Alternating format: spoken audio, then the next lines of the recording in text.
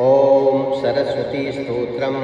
रविरुद्रपितामहविष्णुनुतं हरिचन्दनकुङ्कुमपङ्कयुतं मुनिवृन्दगणेन्द्रसमानयुतं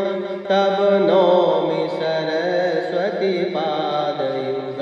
शशिशुद्धसुधाहिमधामयुतं शरदम्बरबिम्बसमानकरं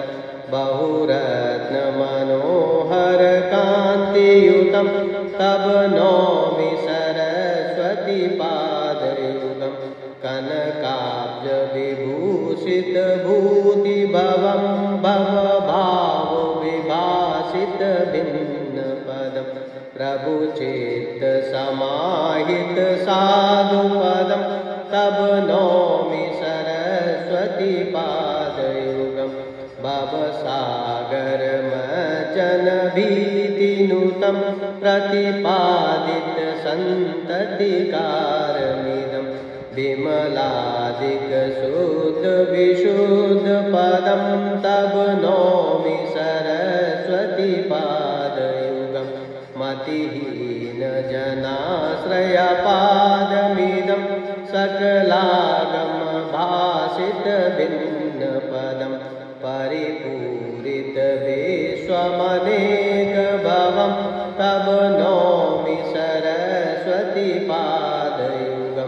परिपूर्णमनोरथधामनिधिं परमार्थविचारविवेकनिधिं सुरयोषितसेवितपादतलं तव नौमि सरस्वतीपादयुगं सुरमौलिमणिदुतिशुभ्रकरं विषयादिमहाभयवर्णहरं निजकान्तिविलेपितचन्द्रशिवं तव नौमि सरस्वतीपादयुगं गुणनैककुलस्थितभीतिपदं गुणगौरवगर्भितसत्यपदं कमलोदरकोमलपादतलं तव नौमि सरस्वतीपादयुगं त्रिसन्ध्यं यो जपे नित्यं जले वापि